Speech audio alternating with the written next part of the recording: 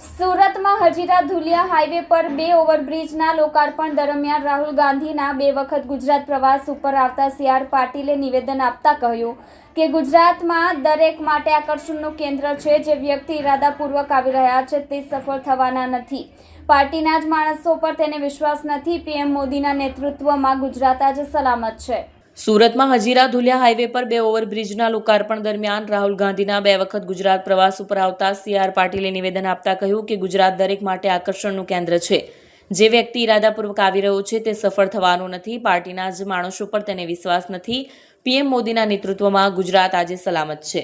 લોકાર્પણ પ્રસંગ બાદ કેન્દ્રીય જળશક્તિ મંત્રીએ રાહુલ ગાંધી પર નિશાન સાધતા કહ્યું હતું કે રાહુલ ગાંધીના નેતૃત્વ પર તેમના પાર્ટીના લોકોને ભરોસો નથી.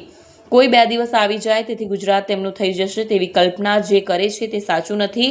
સાથે તેઓએ કહ્યું હતું કે યમુનાને સાફ કરવા માટે વડાપ્રધાન નરેન્દ્ર મોદીના નેતૃત્વમાં માસ્ટર પ્લાન તૈયાર કરવામાં આવ્યો છે, જેથી દિલ્હીના લોકોને યમુના નદીનું સ્વચ્છ પાણી પીવા માટે મળે. કેન્દ્રીય મંત્રી સી.આર. પાટીલે રાહુલ ગાંધી પર નિશાન સાધતા કહ્યું હતું કે ગુજરાત એક એવું રાજ્ય છે જ્યાં લોકોને આકર્ષણ થાય, પરંતુ જે વ્યક્તિ ઇરાદા સાથે આવી રહ્યો છે ચોક્કસપણે તે સફળ થશે નહીં. હું તમને કહી શકું, જેના નેતૃત્વમાં પાર્ટીના લોકોને વિશ્વાસ નથી ત્યાં ગુજરાત જેવા વિકસિત રાજ્યની અંદર બધી જ પરિસ્થિતિને પારખીને સાહસિક વૃત્તિના લોકો ક્યારેય નબળું નેતૃત્વ પસંદ કરતા નથી. વડાપ્રધાન નરેન્દ્ર મોદીના નેતૃત્વમાં ગુજરાત સલામત છે. વિકાસ 100% નિશ્ચિત છે. ગુજરાતનો વિકાસ માત્ર વડાપ્રધાન નરેન્દ્ર મોદીના નેતૃત્વમાં જ મળશે.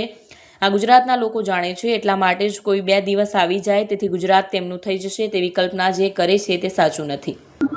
નમસ્કાર.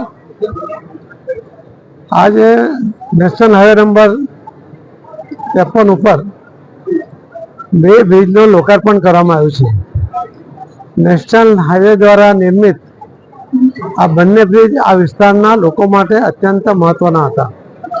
માનનીય પ્રધાનમંત્રી શ્રી નરેન્દ્ર મોદી સાહેબના નેતૃત્વમાં આ દેશની અંદર જેટલા પણ આવા બ્લેક પોઈન્ટ છે કે જ્યાં અકસ્માતોની વંજા થતી હોય છે, ઘણા બધા ફેટલ થતા હોય છે, એવી જગ્યાઓને લોકેટ કરીને માનનીય મંત્રી શ્રી નીતિનજી ગડકરીજી દ્વારા અને એમના મંત્રાલય દ્વારા આવા બ્લેક પોઈન્ટ ઉપર તાત્કાલિક બ્રિજ નિર્માણ કરીને અકસ્માતમાંથી આ વિસ્તારને બચાવવા માટેનો જે સફળ પ્રયત્ન થઈ રહ્યો છે એના જ આધારે આજે ધમેણી અને બુડિયા આ બંને બ્રિજ જે નિર્માણ પામ્યા હતા એને આજે અહીં લોકાર્પણ કરવામાં આવ્યા છે.